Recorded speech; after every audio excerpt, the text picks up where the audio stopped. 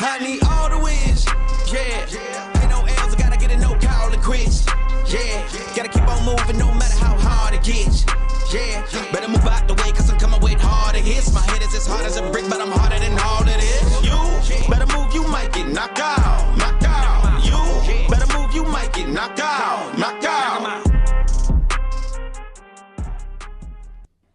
What's going on? What's going on?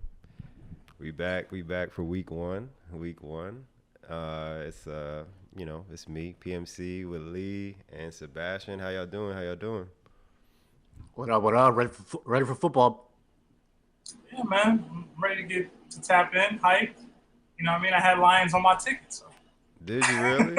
Yes, I did. Good start. Good start to the week. Was it a whole parlay or was it just Yeah, I'm still waiting on a couple more things to hit for me. Oh, a couple more. Okay. Couple more. Okay, you know? okay. We'll see. Shit, man. I mean, let's hop into it. You talking about the Lions game? What y'all think? I'm gonna start with you, Lee. Like, what was your initial reactions from that Lions Chiefs game? I'm pretty sure it's the same as everyone, but basically, Tony sucks. They got to get rid of him. I think not just Tony, but I think they really need Kelsey. I think it really showed, like, without Kelsey that they can't do anything. Like that's their whole offense. They got no run game. They got no receivers. They need Kelsey. Sebastian, what about you, man? I mean, I'm not gonna try I'm gonna try not to overreact to game one. They were missing Kelsey. They were missing Chris Jones. The thing is, the Chiefs got open receivers. They were open. They just dropped the ball in inopportune times that turned into pick sixes and like non-converting first down. So my biggest takeaway as far as the Chiefs is they might need an additional wideout to help out. But like once Kelsey's back, they should be fine. Once Chris Jones is back, they were getting pressured on Goff pretty consistently throughout the game. I thought anyway. He just got the ball out quick enough. So Chris Jones being added to the mix will change that to me. I don't think it's panic mode for the Chiefs. I do want to say it was nice to see Patrick Mahomes deal with some of the things that other quarterbacks have had to deal with in their tenure. And it's always good to see Kadarius Toney screw the pooch. You know, he held it down in the Super Bowl for me versus the Eagles, PMC. But it's always good to see him revert back to form. Yeah, and I know Tony didn't play a lot in the preseason. Everyone was saying like it was rust and stuff, but you're a wide receiver. Like, come on, just catch the ball, bro. They put it in his hand. What was it? 8 drops. I think it was 8 bad, drops. Bro. Yeah. The thing is, the first half was like very pro Chiefs. Like Chiefs were getting it done. There was several different receivers.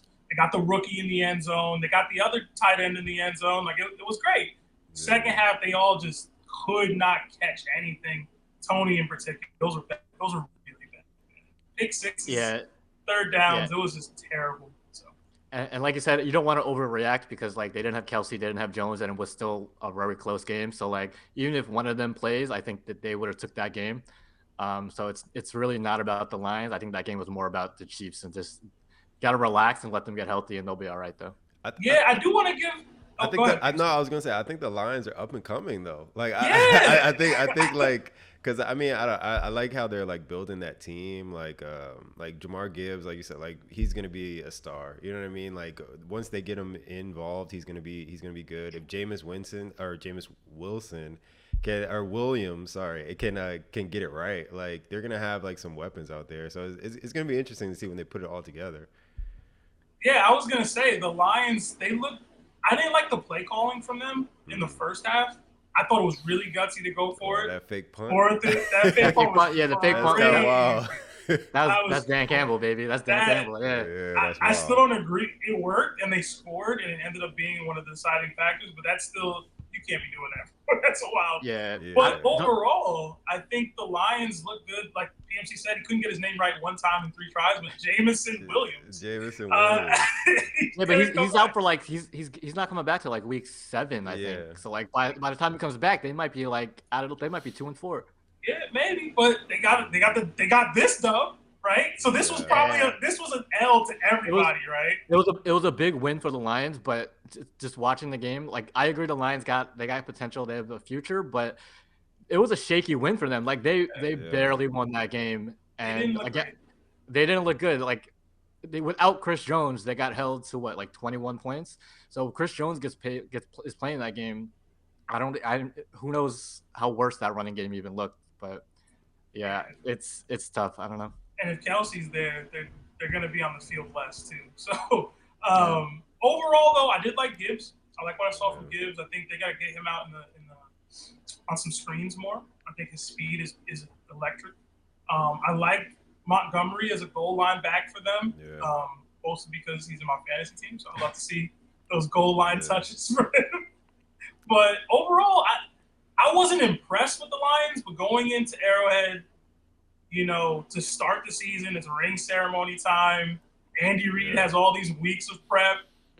Being able to pull that kind of win out and to do it in the way that they did, like they didn't look great and they still pulled the W. Yeah. So I don't want to overreact on either side. It's game one. It's Thursday night football, whatever.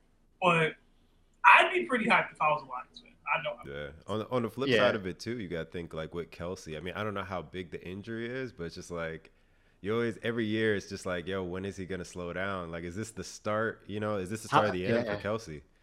How old is he? He's like 33. Like I think 33. Yeah. It's coming.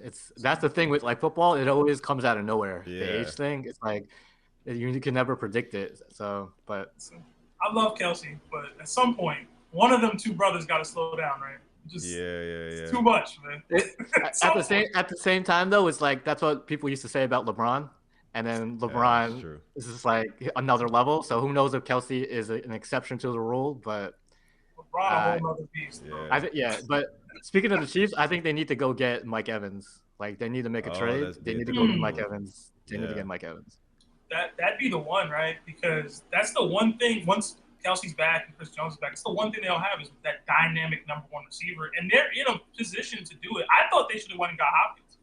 Yeah. Right, I thought they were in line to do that. They didn't. We'll see how he looks in Tennessee, but I think that would have been a probably lower cost move for them. Evans, I don't know what that's going to cost. They got to pay him still to make that kind of a move. I don't know. They got to pay Jones. They just paid Mahomes. I don't know. Maybe you just wait to draft one. But I mean, you got to capitalize on this window. I mean, it's perfect too because just like Chiefs are like, you can see that they need that possession receiver, or like just to move it down the field, and they can get these like random people to kind of go and like spread the field because they have so many people who are fast, but like as we've seen, like they just can't catch. Or all the receivers are like quick, smaller yak guys. They don't have that like Kelsey was the real one big possession like. Big body, just throw it up to. But on the outside, I think they really need a Mike Evans. Yeah, or even I mean, he didn't have like a crazy year, but you look at like Juju last year, like that was his thing too. Like just like moving the chains, and then like the other guys were scoring the touchdowns. The thing is too about the Chiefs is that the way they set up, they don't really do the big possession receiver because it is Kelsey. Yeah. They are shifty, get down like they had Tyreek Hill. It's scheme him open and use the speed to his advantage. Yeah. So. Is Mike Evans the guy? Like, I know I said Hopkins, but Hopkins is also used to have some burners on him. Yeah. I don't know. I think they're going to start really missing Tyreek Hill this year. That's all I can say. They didn't miss him too much last year. This is going to be the year where it's like, oh, man. I think if they have Kelsey, they're not going to miss Hill again. But, when you don't have Kelsey, it makes it twice as worse. So I don't know. I think that offense runs through Kelsey. It doesn't matter who else is on it. Their whole offense is designed through the tight end. So yeah. Well, all right. I mean, it's the first game of the season, so I mean, started off with a bang. Like a lot of questions. You know what I mean? But no overreactions. I think the Chiefs will be fine at the end of the day. But we'll see. But I guess like switching over a little bit. I want to go to college because I know everybody's talking about like Deion Sanders. Everybody's talking about Colorado. I know they had a huge upset over TCU the first week, and now second week, they had a huge win over Nebraska. So it's just like, what do you guys think? Like, I'm gonna start with you, Sebastian. Like, do you think Colorado and Coach Prime? Do you think they're for real? I did after game one. Game two was. When I tell you, I didn't see the whole game, but that was some of the ugliest. There was a stretch in the first quarter or the first half. It was some of the ugliest football I'd ever seen. There was like 4 or 5 penalties in a row on one drive. It was just really, really sloppy. I think they did struggle a little bit to protect Shedeur. In the second half, they turned up a little bit. They were also on my ticket, so I'll keep letting y'all know when these hit. I had Colorado. I was gonna do the over for the points, but I didn't. Thank God I didn't. But overall, I love Travis Hunter. I love Shedeur. I love Prime, man. I think Colorado's gonna be the feel-good story of the year, probably until they play my guy Caleb Williams in a couple weeks. Yeah, it'll be a couple weeks till we get that. That should be a big primetime showdown. But overall, I do think they're gonna rise in the ranks. I don't know if they'll make it to like the college football playoff. But that would be so amazing as a story if they could. So I'm rooting for them. Yeah, I think it's tough because expectations of Colorado were so low. Like the year before, they were 3-11. So just talent-wise, all the people he brought in are just on paper. They're already way better, and they've already shown it with their 2-0 start. But I don't want to be like a hater, but I don't see them being like in the contention for the championship game. Like I don't think they're going to make the playoff. I do think they'll make a bowl game. I think they'll have a winning record. Just with Hunter and Sanders, like their talent alone is going to put them in every single game. But to go from 3-11 to making the college playoff, I don't see it happening. So I think they'll make a bowl game, but I don't think they're going to be like a top 20 team at the end of the year. Yeah. I think their strength of schedule alone, I don't think we'll get them in there. But I don't know. I mean, if let's say they win out, like I know they have Oregon on the schedule, which is a big ranked game, and then they have USC. So I mean, if they beat Oregon and they can pull off an upset on USC, I mean that's a huge game. I mean, we're talking USC is like the Heisman clash. You know what I mean? Like, yeah. We have Caleb Williams, we have Sanders, we have Hunter. So it's like, that's the Heisman game right there. So, I mean, I don't know. They could make some noise, but I don't know if the strength of schedule is going to get them there. Yeah. If they win out, we could very well be looking at. They would have to win out. Yeah. It would be like the best college football season ever if they won out. Cinderella story. LSU. Yeah. LSU. Whatever year that was with Burrow. Yeah. That is the greatest college football season of all time. But I just mean like Cinderella story. It would be. Yeah. Listen, man. If they win out, I think they'd be in the college football playoff. You would have those wins for Oregon and USC. They'd have the TCU, championship. So, like it's. But they're already 22, and they just won again versus Nebraska, right? Yeah. Or 24. I don't know what they are ranked, but I think they're 22. Yeah. I think they'll end up top 20 at the end of the year. I don't know if they're going to get higher than that. I don't know.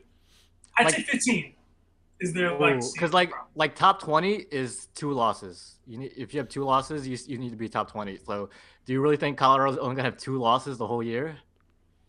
I don't know. I like Coach Prime, man. Believe. Yeah. I mean, and we're talking about like that. That's Oregon, USC. Like those could be 2 losses right there. You know who else? No, but the thing is that they were projected to lose to TCU and they won that game. But even the losses that we had. But I'm saying even if they split, right? It's like they can't have another like bad game. You know what I mean? So I don't know. I think they can do it, but it's gonna be tough.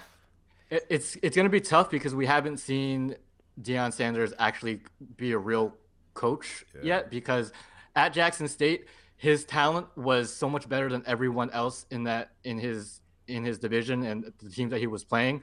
Like Hunter, Sanders, these guys were like, I'm pretty sure Hunter was the number 1 recruit coming out of high school, and he chose Jackson State over like Alabama, Florida State. Same thing with his son, his son, the quarterback. He turned down Florida, he turned down Florida State, turned down Georgia. Like the talent at Jackson State was so much better than everywhere else that he was playing. He didn't really need to be a great coach because it was all on the field. Now, again, TCU was a great win, but let's be honest, Nebraska hasn't won more than 4 or 5 games in like 8 years. Nebraska's not a good team, so we'll see. He's gonna get pushed. He's gonna get challenged. We're gonna see. We haven't seen him have to go head to head with these D1 coaches like at Oregon and USC, these legit coaches. We haven't seen it yet. He's been relying on talent, so we'll see. It's crazy how the narrative changes so quick. Matt Rule was this elite coach who got recruited, and you were stupid to pass on him. He's on the Panthers. 2 years later now, Dion hasn't even dealt with elite coaching at the division. Matt Rule can coach, man. Nebraska might suck, but he can coach. No? I don't know. I don't know if he has the talent. I don't know if he has the talent. That's a different debate. Listen, because no one on Nebraska's roster is close to Hunter or Sanders. Like talent coming out. Like TCU was in the college football playoff last year. Well, that's the other thing I think. Man. TCU was a good win, but sorry, go ahead. No, because I was gonna switch. I was just gonna say like even like with Travis Hunter, we're talking about like I don't know if he can sustain that all year. Like two-way play, yeah. Iron Man football is crazy because they don't. I mean, and they don't utilize him. I mean, I think yesterday he had like 3 catches for like 73 yards, which is like good volume, but it's just like when he's on the field, like they're gonna use him. You know what I mean? So it's kind of like it's either like a decoy or so. I don't know. I don't in the closer games too. Like you're gonna need him. Like USC, he's gonna have to play defense. You know what I mean? Like they're gonna need him. Like and the catch too. Yeah, USC's gonna put points up. That's what I'm saying, but I'm like, I don't know if you can, like, against USC, like, can you play at your top level at corner where you got to shut down? Like, USC has that crazy freshman, too. Like, it's like, I don't know. Like, that's a tall task, man. But if they do it, I mean, they deserve it. But I don't know. Yeah. I think, what's the son's name? Shedeur Sanders? Yeah. I think he's legit. If Colorado's going to make a run, it's going to be because of him. Right. I think Travis has goals or aspirations to win the Heisman this year. He's stated it multiple times. Yeah. I think the fact that Shedeur is going to be the one who's moving the engine for the offense so consistently, he's going to get blocked just from that. And Caleb Williams is basically already running with. I think the Heisman for Hunter is already over, man. Like right, like I feel like over. Like unless he has to have multiple like pick games or like. He had to have a pick or a touchdown in every game. It's already done. Right. Like, the thing with the Heisman too, it normally goes to a top team. Like they're not giving the award to a 500 team. So Colorado's got to make the playoff if any of them want the Heisman. And again, like you said, like Shedeur is kind of like they're gonna split. You know what I mean? Like it's gonna be hard to separate yourself from your teammate. So shout out to Travis though. Iron Man football in 2023. I mean, he's a beast. Great. He's a beast. I give him so much credit. Like I give him so much credit for going to Jackson State. Again, like the #1 recruit, turning down all those schools, going to play for Prime. Like, that's kind of. I love Prime, but we'll see. Yeah. They probably cut a check. Oh, I'm sure they did. Yeah, a little under the table. They said he turned down money though. They said he turned down a little money. NIL. Prime got that NIL money for him. Yeah. Well, apparently they didn't have money to even pay Prime. That's how I heard. That's why. Yeah. Yeah, so, like Colorado got boosters. Yeah. They did. They definitely got boosters. They didn't even have the money, but they got. Colorado got old money, man. They good. Yeah.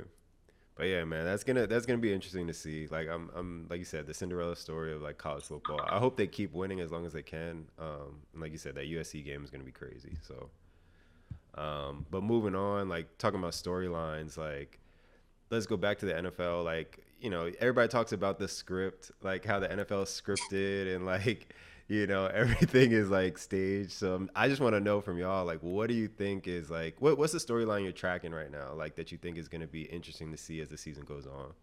I'm gonna go back to you, Lee. All right. So full disclosure, I'm a giant Jets fan. Okay. So my storyline is Aaron Rodgers. You know, we've always heard Aaron Rodgers is the most talented quarterback in the league. Tom Brady's the most accomplished, right? That's what we've been hearing for decades. But Aaron Rodgers, I think one Super Bowl win, it really catapults him up the ladder of like Hall of Fame quarterback tiers. I think if he gets one more Super Bowl win, it'll put him up there with like Peyton Manning and like Drew Brees. I think, in my opinion, I think he's like right below that, just accomplishment wise. I think he's always underachieved, given the fact that he's got like 3-4 MVPs, but only one Super Bowl. So I think just the combination of the storyline with his individual career and then combined with the storyline with the Jets. You know, we all know the history of the Jets, haven't made the Super Bowl since '69, haven't made the playoffs in over 10 years, that whole thing. So, you know, it's really 2 storylines in one. So that's kind of what I'm really paying attention to. Okay. Sebastian, what you think, man? What you following? Oh, man, there's so many good storylines in the NFL this year. The script is amazing already. We got the Chiefs struggling out the gate, losing to the Lions week 1. I mean, who would have predicted that besides me, I guess? we got a lot of stuff. Like, I do agree on the Aaron Rodgers Jets thing. I think it's a huge storyline. I think that Monday night matchup is going to be great. The Cowboys always dominate headlines, but I think we have a lot of like specific player storylines that are going to be interesting. Jonathan Taylor, is he going to play for the Colts or not? As far as the most interesting storyline to me, I'm extremely biased. I'm a Giants fan. Could not believe I heard you say you're a Giants fan. That doesn't exist. No, I'm not a Jets-Giants fan. I'm not a Jets-Giants fan. I'm a Jets fan. Oh, I heard Jets. Did you hear Jets-Giants? I heard Jets-Giants. I heard Jets-Giants.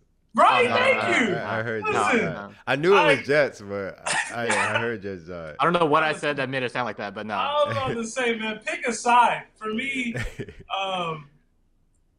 man, most interesting storyline, I think it actually is the Chiefs, though. Whether or not they can repeat, because they have so much going on. Like, it's the year that Mahomes has to show and prove that, like, even with limited help, that he really has to be the guy, right? He has to step up and make it happen. Can they really get back into title contention, right? Like, I think my answer would have been different if I didn't see how it played out on Thursday. Like, that was the perfect. Listen, the script, absolutely perfect. Having pick sixes come off your receiver's hands. It's got me thinking, like, will Mahomes be able to carry this team? So that's where my mind goes. There's amazing storylines out there. Yeah.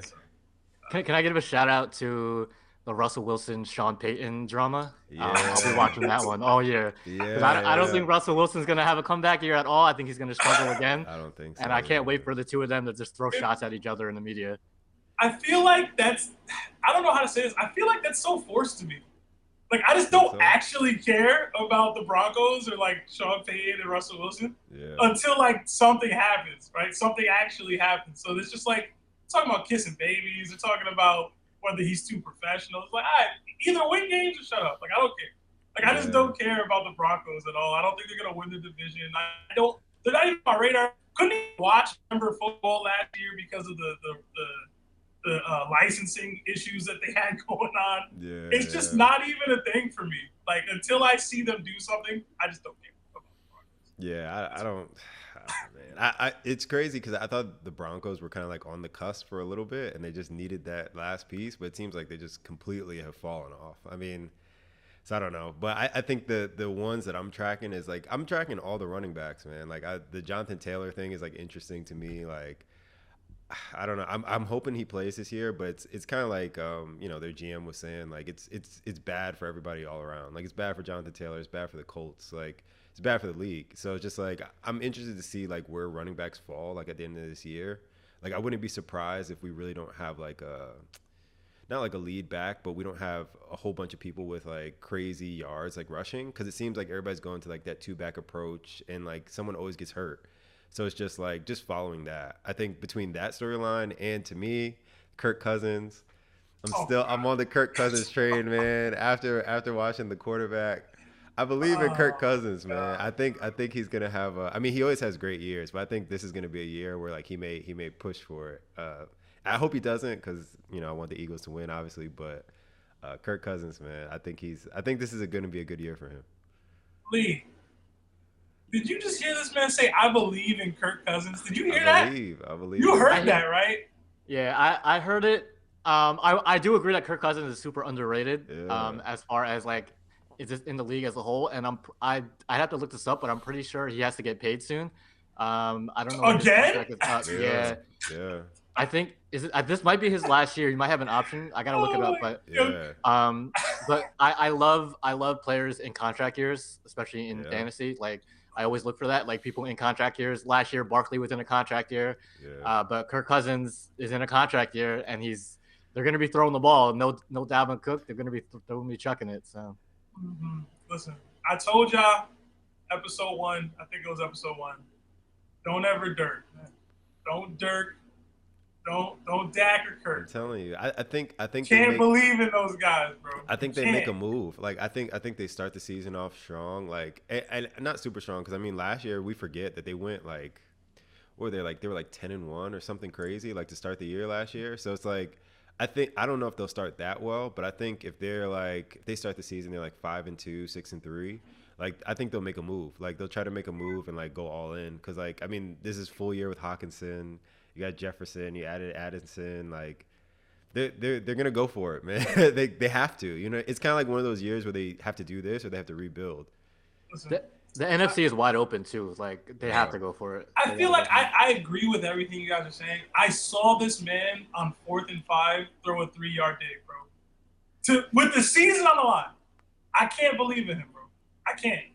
I personally can't. It's not like that dig. Hawkinson, Yeah, but bro. it's not like that dig was his first read. Like if you look at the play, it was like his third or fourth read. Then roll out. I don't care. I don't care, bro. It's the season on the line. You're not throwing a dig route to your tight end in single big coverage, man. We can break down that play more, but where else was he supposed to go on that play? That's my point. Like where else? Go to Jettas, bro. I don't care. The season is on the line. Get into your guy. You got the offensive player of the year somewhere for throwing him the ball beyond the marker to gain.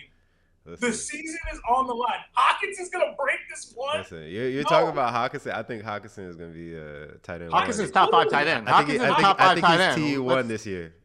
I think he's tight end one. I think he's one with Kelsey hurt. With Kelsey hurt, I think he's one. I think he's one. Y'all don't believe in Kirk. Kelsey plays 15 games. I think he's one. I think he's one. Y'all don't believe in Kirk. Y'all believe in how stacked the supporting cast is. Jettas, Hawkinson. You mentioned Addison. They lost Cook, but either way, y'all don't believe in Kirk. But I'm saying y'all believe in the supporting cast. But you have to say like arguably this is probably like one of his most talented like supporting casts. You know what I mean? So it's like, and he's always good. So it's like, if this is his best supporting cast and he's always good, like, this is the time. Like, they got to go for it now. Like, what are you saying? They could compete to win a chip this year? Is that what you're saying? I'm saying that they're gonna pull out all the stops. Like, I'm saying like, unless they start the year off terrible, they're gonna like, they may make another trade. They may try to get like, because they just paid Hawkinson. You know what I'm saying? Like, they have Jefferson. They got Addison. Like, they're trying to make moves to like they're surrounding him with weapons. You know what I mean? Like, would you be surprised if they made the NFC Championship? No, I wouldn't be surprised. I wouldn't be surprised. Because I think it's to me, I think it's Eagles. I think it's 49ers and them. I would, but I don't believe in Kirk. So. Like I said, they were 10-1. They were quietly like 10-1. It's not even just a lot of close games, man. That's good. That's what good teams do. Good teams win close games, but. Again, it's like there's who else? Who else is in the NFC? That's the whole point. We're going back to the Lions. What we talking about? Giants. Dallas. I think that. I believe in Dallas before I believe in the Lions. No. I'm so serious. No. Come on. Not in that division. Not with that. Not with the NFC East. Come on, man. You gonna say Giants and then you gonna say Cowboys? You gotta pick a side. Yeah, what is that? You gotta pick a side. Pick a side, bro. Anybody over the Vikings, bro? They not in. Have you seen quarterback? I haven't. Maybe he hasn't watched it. That's why he doesn't believe. That's why he doesn't believe in Kirk Cousins. Netflix documentaries impact. That's why he doesn't believe, man. Crazy. Yeah, fuck with Kirk. Man. All right, man. I mean, so those are the lead stories. We're gonna see how the script pans out over the season. But let's jump into our next topic. Or our next section, I should say, is just sit and start. So we're just gonna go through some players and just go through sit and start and why. First player that I'm gonna have on here is Tua. Tua versus who they play? Chargers like this week. So I'm gonna go to Sebastian. Are you sitting and starting Tua? I'm starting Tua, man. I am. I mean, it depends on what your quarterback situation is, obviously. Some people probably don't even have Tua, but in general, I'm starting him. He has the weapons on the outside, and it's early in the season. He hasn't been hit yet for me to be worried about concussions and all that right now. So when Tua does play, performs pretty well, throws it pretty well. He got a connection with Tyreek. I like Waddle, and he can run a little bit. They might tell him not to just because of the concussion fiasco from last year, but it's game one. I'll start Tua in game. Let me see what happens. Yeah, I agree with that. I would definitely start him. We went through a bunch of reasons on the Dolphins roster. I'm going to go more on the Chargers side of things about why I would start Tua. So, Chargers on paper have a really good defense, but if they had one weakness last year, it was their pass defense. They were 26th worst to pass last year, and Dolphins had the fourth best passing offense, and that's with limited Tua and some Mike White in there. So I think with a healthy Tua going against a fairly weak Chargers secondary, the math just adds up. It seems like they're going to be throwing all day versus them. And again, the Dolphins don't really run. They don't. I think last year they were like 20 something in rush offense. So they're going to be throwing a bunch. I think it's going to be a high scoring game. So yeah, I'm starting Tua. Yeah, I think I'm gonna go starting Tua too. I mean, I think for some of the reasons you said, Lee, like I think it's gonna be a high scoring game. So it's kind of like, they're going to be throwing. I think Herbert's going to put up a bunch of points, so it's going to be one of those games where it's like in the 30s, 40s, a lot of points on the board. And Dolphins can't run the ball. So it's like they're going to have to throw. Yeah. So it's like it may be one of those games where maybe he throws for over 300 yards, maybe he throws a pick, but he ends up with like 2 or 3 touchdowns, So it's like not the greatest day for Tua, but like he's going to put up the stats for sure. Yeah, for me, if they're gonna win, they're gonna have to air it out. Yeah, either way, win or lose, they're gonna air it out. Yeah, they're gonna have to air it out. Period. So. Cool. All right, moving on to the next one is Javonte Williams. So Lee, Javonte Williams, sit or start? So I'm a big Javonte Williams fan. Coming out of UNC, I thought he was one of the more dynamic backs coming out, and he showed it in his limited time. But he's coming off a crazy knee injury. Like, it wasn't just a regular knee injury. He tore his ACL, his LCL, and his PCL all at the same time. And this was, I believe it was week 4, which was like October of last year. So less than a year removed from all of that. And I know all the reports, he's ahead of schedule. He's obviously playing this week. I think there was a report yesterday or a couple of days ago that he's like all full go. There's not going to be a pitch count. But I highly doubt that. Again, just coming off all those knee injuries. Normally, guys just coming off a regular ACL, they normally take a year to get back to who they were. So especially this week 1, I'm sitting him. And let's not forget they signed Samaje Perine. Yeah. I think he got like $7.5 million for 2 years, which doesn't sound like a lot. It seems like less than $4 million a year.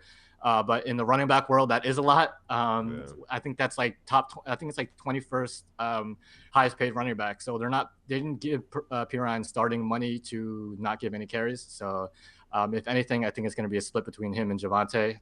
So at least for this week, I'm sitting Javonte. Okay.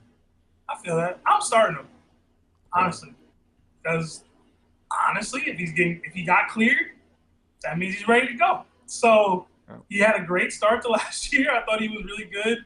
And I already mentioned how I don't care about the Broncos. So, like, in general, I don't envision that they're going to air it out to Judy and whatever with Russell Wilson. They're going to run that ball. I mean, Sean Payton does like to throw it, but Javonte can catch overall. Just look at how he used Alvin Kamara.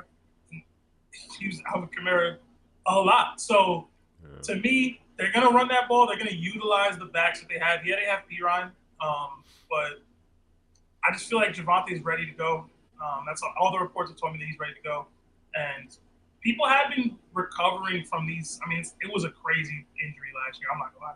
But I've seen some bounce backs from these kinds of knee injuries recently. I think medical science has gotten to a level where you can see people bounce back in a way that they haven't in years past. So I'm starting. Yeah, I think week 1 I'm gonna sit him. Only because like I said, I'm a big fan of Javonte Williams too, but I just think like we don't know if Judy's playing or not. He's still kind of questionable, so it's like I know like Courtland Sutton is like they're trying to move him as well, so it's like the wide receivers that they have, it doesn't look like they're on the same page. I don't think Russell Wilson's gonna bounce back. So I think eventually it's kind of like even if they do try to run the ball, like I think they're going to be low in the box. I think at most maybe he gets 12 touches. You know what I mean? Like I don't think he's going to get a lot of touches in the first game, especially if they're down. They may just try to like exercise caution and just kind of keep him out if they get down early. The Raiders defense also is just solid team. So I'm gonna sit him for this week. I think later on I may want to employ him once he gets some carries in, once he gets some games in. But for week 1, I gotta sit him. Yeah, and I would say for week 1, if I'm sitting him as a starting running back, but if he's my flex, I don't mind throwing him out there as a flex. I do think he'll get a couple catches. Like he'll get like at least 2 or 3 screens called for him. So flex wise PPR, I wouldn't mind playing him. But if he's my RB2, I'm sitting him. For sure as a flex. If Williams is your RB2, you drafted wrong. Just tell you already. Or you're in a very deep league. It's a risk reward. It's a big risk reward. Yeah. I think but like because like week 6 he could start. You know what I mean? He could start pulling it off. But right now, he's one of those guys. He's one of those guys that you have to keep on your team for the first quarter of the season. He probably is not going to do anything, but you have to stash him because eventually when they start giving him the ball, he's going to go off. Yeah. All right. Going on to the next one. This guy's been hyped a lot this year. We're going with George Pickens. So Sebastian, George Pickens, sit or start? Oh man, so listen, I have George Pickens, and I'm technically sitting him in my league, but that's only because of who I have in front of him. Okay. I would totally start George Pickens. I think he's their guy in Pittsburgh. Him and Pickett seem to have a connection. He seems to be the next great wideout, like the young class of wideouts.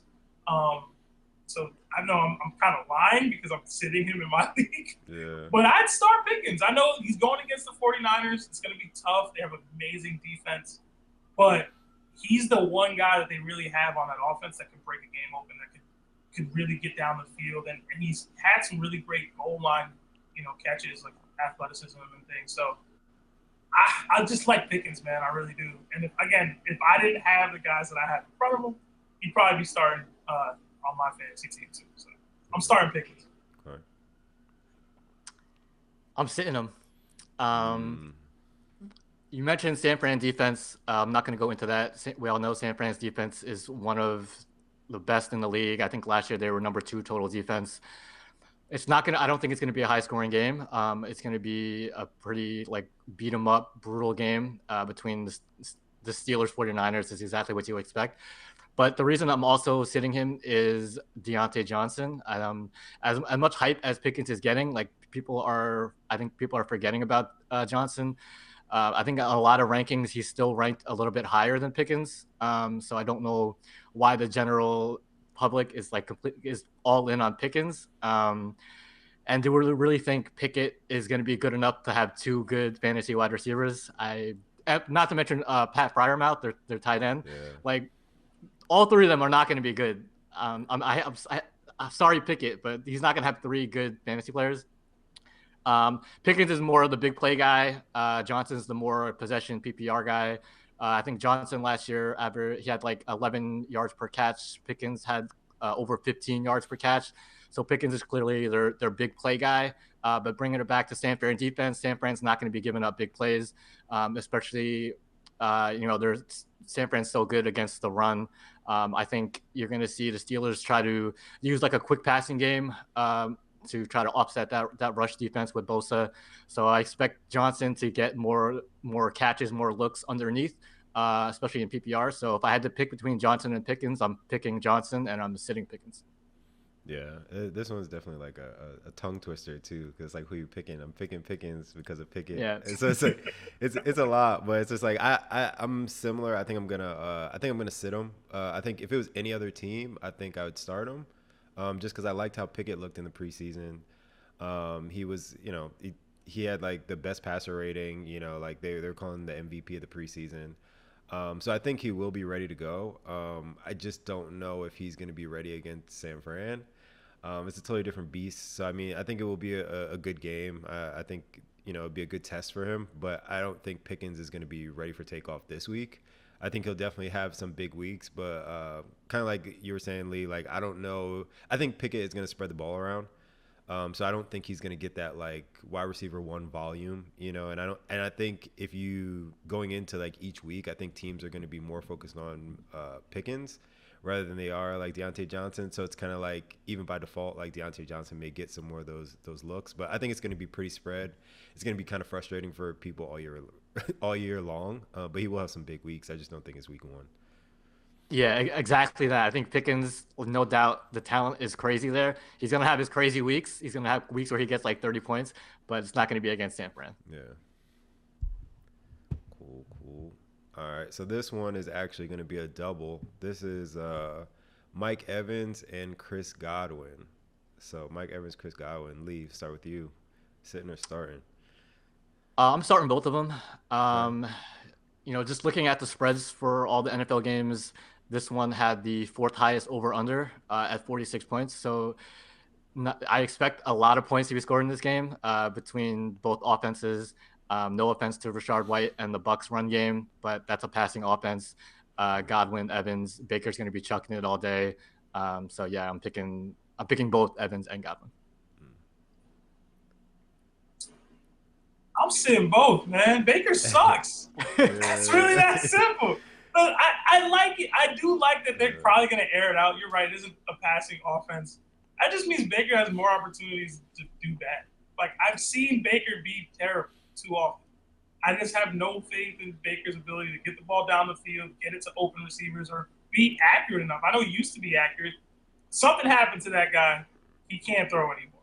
I know he looked pretty decent for the Rams in like a couple spot starts or a couple that one game that I remember, but Baker sucks, man. I'm gonna be honest. He just does. And Mike Evans is out here on this looking for a contract. I can see him being a week 1 scratch, man. So I don't even know that Evans is playing. Vikings defense isn't great, so I get it. I just have zero faith in Baker. Maybe I'm too judgmental on quarterbacks. But I think that's a good thing that Baker sucks, at least in fantasy. No, because in fantasy you want those guys, those receivers on bad teams because they'll get garbage time points, right? Yeah. So it doesn't matter if they win or lose, if the quarterback is good or bad, as long as my receiver gets his stats. So this ain't basketball, Lee. Garbage time points ain't me ISOing against buckets. I gotta rely on a guy to throw me the ball. And if exactly. So if the Bucs are supposed to be bad, right? So like we saw this with the Jags a couple years ago, like when their receivers went up, DJ Chark had a crazy year, but that's because they were playing down 20 points every game and they were just chucking it all day. So I think both of them can get the volume because Baker and that offense is not good. They're just going to be chucking all year. It's just like chucking both of them all day. Yeah, I gotta sit him. Like I gotta sit him. I can't. I think Mike Evans is definitely one of those prima donnas. We've seen him get in multiple fights and get suspended. So I think after a few throws with Baker, if he's just not on the mark or he's not on the money, it's he's gonna get frustrated. The contract talks are gonna filter in too. So it's just I don't know. And it's Chris Godwin to me is just he's always solid, but you just kind of never know. You never know if he's gonna be healthy. You never know what he really is, or if it was just a fluke. So I don't know. I don't have any faith in Baker to kind of get it done. So I'd go on the side of caution and just kind of sit him this week until we see what Baker's going to be for the Buccaneers. Now that I talked all that crap, Evans is getting 2 touchdowns this week. No. Why did they change your heart? You think just because of the contract? No, I'm still not starting him. I just. You think that's if you had to start one, who would you start? Evans. Oh, I think Godwin. I would go Godwin. If I had to pick one, I think Godwin. Evans is just better than Godwin overall. I don't know about that. Evans got the physical tools. He's big as hell and he'll get the touchdowns. This is fantasy, bro. If we're in the goal line, are they gonna throw it up in a post fade or to Evans or whatever? Or are they gonna try to do a slant to Godwin? I think they're going Evans. I agree, but that's why I want Godwin, because I don't like touchdown-dependent receivers. You just can't count on them week to week. Godwin is their slot guy. He's going to be there underneath. He's going to be in the slot. Like you said, Baker sucks. Baker can't get the ball downfield. He's going to be checking down all day. So Godwin's going to have 5 catches for 20 yards, but he'll have 5 catches. Yeah. That's fair. All right, moving right along. Next, we got Breece Hall. So, Sebastian, Breece Hall, sit or start? I was on the fence on this one. I know that the Jets went out and got Dalvin Cook after I proclaimed that they wouldn't. first episode. So that kind of diminishes Breece Hall's value a little bit there. Yeah. But I also think that Aaron Rodgers is out to prove something. Okay. He always is. I think they're going to air it out a little bit more than they normally do. I envision a shootout on Monday night between Aaron Rodgers and Josh Allen. And that just means Breece Hall's getting less touches than he's going to want to or are going to need to really be featured. And Rodgers is going to want to try to get familiar with these receivers. So I'd sit Breece Hall personally.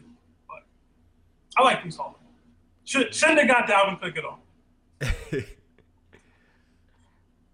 Okay. Yeah, so again, I'm a full Jets fan, Jets only. So I love Breece Hall, but I'm definitely sitting him this week. I think it's similar to the Javonte thing where he's coming off an injury. He only tore his ACL last year, doesn't have all the crazy ones like Javonte, but all reports saying he's good and stuff. But just coming out the gate, again, you mentioned Dalvin Cook. I don't think the coaching staff will give either one of them more than 15 touches this game. I think it's going to be a 50-50 split. You can't forget about Mike Carter either. He's going to get a couple of looks as well. So it's hard for me to start Breece because he is in a committee and we don't know what the committee split is going to be.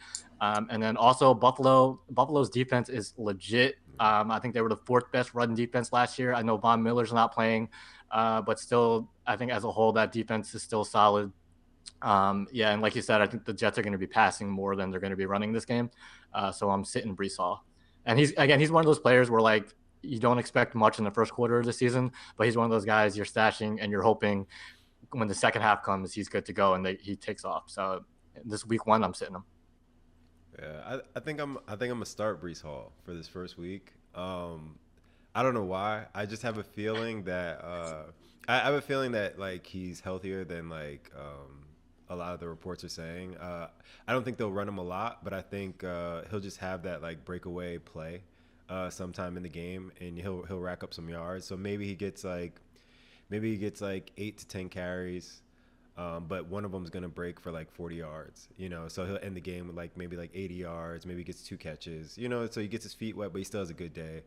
But I think we'll see enough to show that he's healthy, and then they'll kind of gradually increase him off of that split. So it is risky, but I think week 1 I'm gonna start Breece Hall. Yeah, he's definitely the home run threat, so can't blame that. All right, and the last one we got, for the Giants fan in the room, we got Daniel Jones. I'm gonna start with Lee, so Sebastian, you can go second. But Daniel Jones, sit or start. So I'm starting Daniel Jones, and I'm starting him every week. I'm big on Daniel Jones this year. I think he's matchup proof. So I think there's very few matchup proof quarterbacks, but I think he's one of them. And I agree. In real life, I'm not a big fan of Daniel Jones, but in fantasy, with that rushing floor, I think he really gives you a safe option every week. Just to throw some quick stats out there for you. He had the 5th most rushing yards last year. So obviously Justin Fields had over 1,000, and then Lamar had 700. Josh Allen had around 700. Jalen Hurts had 700. Daniel Jones also had around 700. And then after Daniel Jones, there's a big gap. I think 6 and 7 was Mariota and Murray, and they were in the 400s. So those top 5 quarterbacks, Fields, Lamar, Allen, Hurts, Jones, I think they give you a really good floor in fantasy with their rushing stats. So I'm starting Daniel Jones every week. And not only that, the rushing stuff, but his passing obviously was not there last year, but he still finished. I'm pretty sure he was a top 10 fantasy quarterback with pretty much no passing. Now you add Darren Waller in there, you add Jalen Hyatt. His passing stats, in theory, should only go up. So I think, again, with Daniel Jones' running floor, I'm starting him every week. Okay. All right, man. Beautifully put, Lee. Just beautifully put. Couldn't have said it better myself. I agree with everything Lee said. Although it was tough for me this week. I have Daniel Jones in one of my leagues, and I have Dak. And this week specifically, Dak kills the Giants. So I'm in my head about it this morning. But I'm starting Daniel Jones. The rushing floor is there. I will say I don't expect him to rush anywhere near as much this year as he did last year. Our running game was basically our whole offense last year. I don't anticipate that, but there should be, with the reduction in running there should be a uptick in overall production in the red zone with scoring and touchdowns in general. I think Jones is going to have a really big year, especially in fantasy. Like you said, I love a running quarterback. I absolutely love a running quarterback. Jones is one that runs more often than most. I don't think he's run as much this year, but now he has more legitimate wide receiver threats to hit. And he doesn't turn the ball over. That is like the biggest thing that the Cowboys do. They turn you over this week, or just as far as this matchup goes. And he's not a guy who turns it over in the air anyway. He might fumble, though, so be careful. But if he's not going to turn it over to a ball hog defense like the Cowboys, I only see positive for Jones, really, as long as we're not getting blown out, So. Yeah, I'm gonna say start as well. I think. Look at PFC. Look at him. Listen, I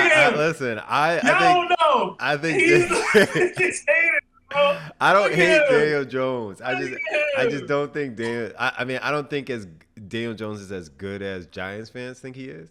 But I think he's solid. I think especially against the Cowboys.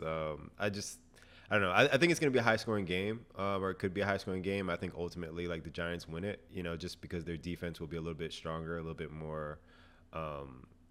What's the word? I think they'll just be a better team, like, at the end of the day. But I think Daniel Jones is not going to take a lot of chances. He's going to take what's there. And I think especially against like the Cowboys, where like they want you to take chances and kind of like get those picks. They want to rush the quarterback. Like, I don't think he's going to allow them to do that. I think he's going to get rid of the ball quick. So he's just going to have a good day. And Giants just have more playmakers now, so they should be able to move the ball a little bit better. So yeah, I'm gonna go ahead and start in Daniel Jones as well. Jones gonna get like a 70-yard screen to Barkley, and he's not gonna have to do anything. And then the next play he'll roll out and get 7 yards. But I think that's the good thing about him. It's just like he lets like the playmakers make plays. You know what I mean? Like, he's not gonna make that spectacular play, but like he's not gonna hurt you. So yeah, and again, in real life and fantasy is totally different. We're just talking fantasy. We're not talking real life. Look at Lee hedging, bro. It's okay. You can like Daniel Jones, bro. It's okay. No, it's the same thing with Justin. It's the same thing with Justin Fields, but to a lesser degree. It's like in real life as a quarterback, there's tons of questions. Yeah. But in fantasy, you love the rushing, and that's all we need. So. Exactly. All right, man. I mean, that's all our start. So we're getting close to the end of the show. So we got two more things. First off, we're gonna do our parlay of the day. So Sebastian, I'm gonna start with you. Who do you have for your parlay or your bet for today? All right. So the parameters was there has to be a threshold of plus 400 on the ticket. So you had to be over 400 if I remember correctly, right, PMC? Yeah. Yep. All right. So I don't remember exactly what it was. I had it in my notes, but I lost it. But Jalen Hyatt, anytime touchdown. It's something I might put on a ticket every couple weeks. But in general, the Giants are going to try to feature this kid. And they have a lot of weapons. They have a lot of formations they can use. It looks like Waller is going to play today, which is great for them. And just overall, that kind of speed, either in the slot or on the outside, when you have specific loading the box to stop the tight end, to stop Barkley, to stop Jones, that can really be a factor where he's just open downfield. We saw it in the preseason. Yeah. That speed is just something that Giants have lacked. I wanted to go with Paris Campbell anytime touchdowns because I know he's going to get reps. But I think Hyatt, he has that beef with the Cowboys wide receiver scout that doubted his route running. I don't know. I like Hyatt. I like him today specifically versus the Cowboys. And he's got number 13 on now. If he wants to emulate OBJ, we know when OBJ became that guy. It was versus Dallas. So it's about that time. Okay. Yeah, just to piggyback off that, before I get into my pick, I love Jalen Hyatt. I think you're totally right. They're going to use him as that like deep threat. We saw it in the preseason. Versus the last game when they played the Jets, he had 2 downfield shots versus Sauce. And obviously Sauce shut it down. But I think the fact that you saw them, you saw how they used him. You saw how they used him, and they took those shots downfield. Did Sauce shut it down, or was the ball overthrown? Lee? A little bit of both. It was a backup quarterback. It was a backup quarterback. But I think they really showed that they want to use him as a deep threat. So I would not be surprised if he gets like a 50-yard touchdown any week. So I'm definitely big on Jalen Hyatt. For my pick, my parlay of the day, I'm going with the Ravens, specifically Lamar Jackson anytime touchdown and Odell 60 receiving yards. So the Lamar anytime touchdown is a rushing or receiving touchdown. I think he'll get the rushing touchdown. And then Odell 60 receiving yards.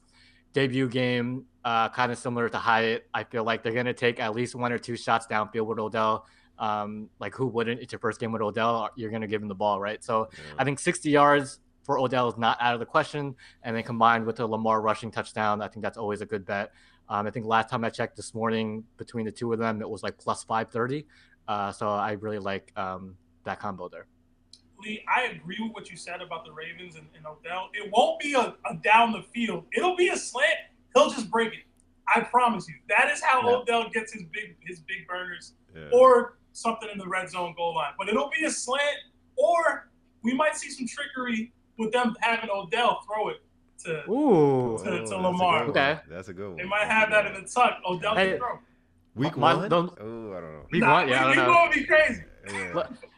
The Lamar anytime touchdown is rushing or receiving, though, so I'll take it. Never know. Yeah.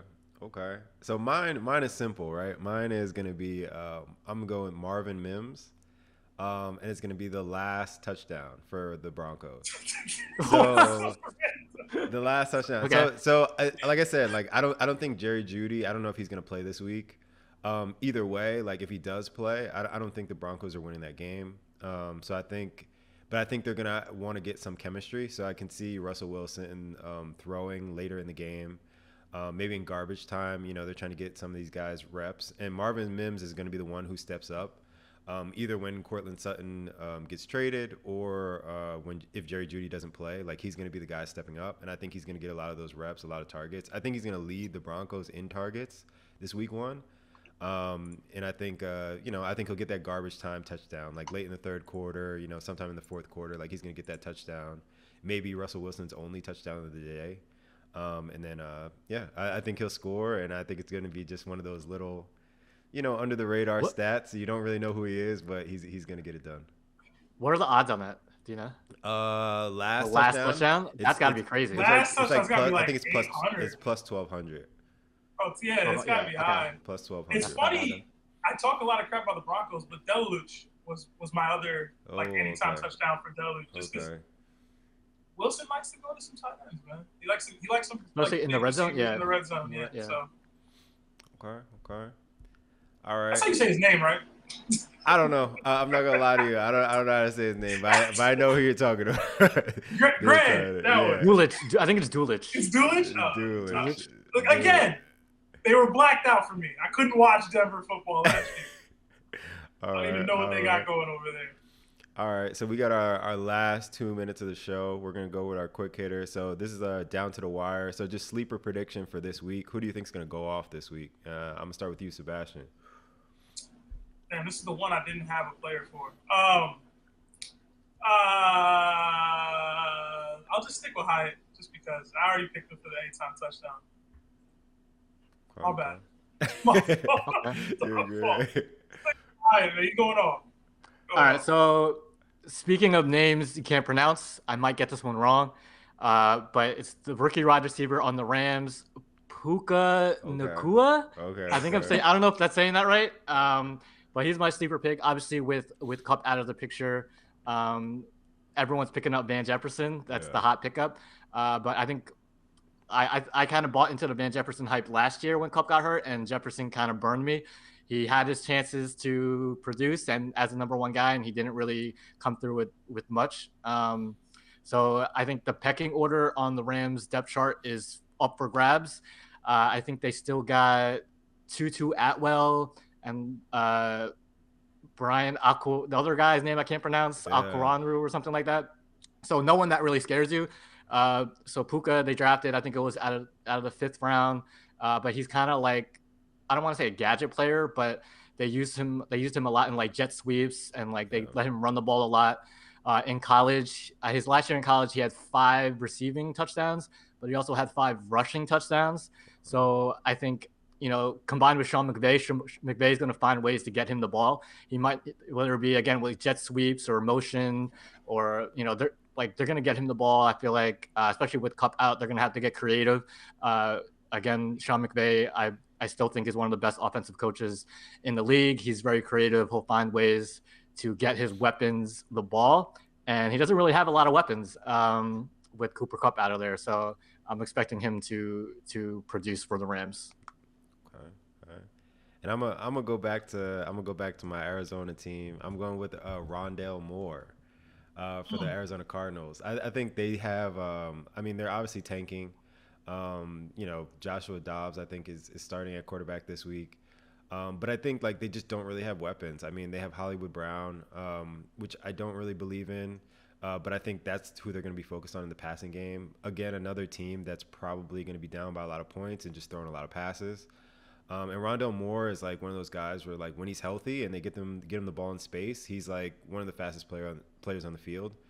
So I think they're going to try to feature him as much as they can. I think James Conner is probably going to get a lot of dump offs too, but I think Rondale Moore is the one who can really break it open and just can kind of make it. It honestly could be one of those players where it's if he gets one or two plays where he breaks it open and gets a long touchdown, it could make you think about who's going to win the game. It just depends on how they use him. I mean, I know that they he's always hurt. They always talk about using him a lot and then never come through. But I think this year, they have no choice but to throw him out there. He's another guy on his contract year too. So yeah, I'm gonna go with Rondale Moore. I think he'll have a good first week. My only problem with that is I don't trust Dobbs. I don't trust at all. That might be Dobbs. The worst offense in the league. That might be the worst. I don't offense trust Dobbs, but I think they're gonna have to throw at least 40 times. That's true. Because they're not going to be able to run the ball. They're going to have to. So it's just, even if it's short passes, kind of like the Patriots, where you're just it's a run, but it's really a screen. I think that's what they're going to have to do. I got one other player because I know I sold with the Jalen Hyatt. Sure. Donovan Peoples-Jones on the Browns. I think overall they're going to have to throw the ball versus the Bengals. So in general, I think Donovan Peoples-Jones he's a low-key, pretty good receiver that could find the end zone. I think he's going to get some targets with Deshaun Watson. I think they're going to try to air it out a little bit with Deshaun. Kareem Hunt's not there anymore. They have Chubb, but overall, I think the Bengals wide out their secondary isn't too great. I think Donovan Peoples-Jones can make some noise today. Yeah, Browns are definitely a team to watch this year coming up. So. It wasn't my pick, but I'm big on Elijah Moore too. Out of Cleveland. Yeah. He finally gets a chance to kind of play. Yeah. He gets a real offense with him, and I think he'll be that underneath guy with Cooper being out wide, and everyone focusing on Chubb. And all reports, people are saying Moore's been killing it with the Browns, so we'll see. But I still think he's got something in the tank. Yeah. All right. Well, that's our show for this week. That's Down to the Wire. Do you guys have any last thoughts, any last things that you want to say before we sign off? JETS, Jets winning the Super Bowl. Oh, man. All right, man. I got nothing, man. Go Giants. Giants Jets Super Bowl would be dope. Hey, I'll take it. As long as we win. It's not going to happen. But, all right. That's our show for this week. So next week, tune in Down to the Wire. Like, comment, subscribe, and we'll see you guys next week. Peace.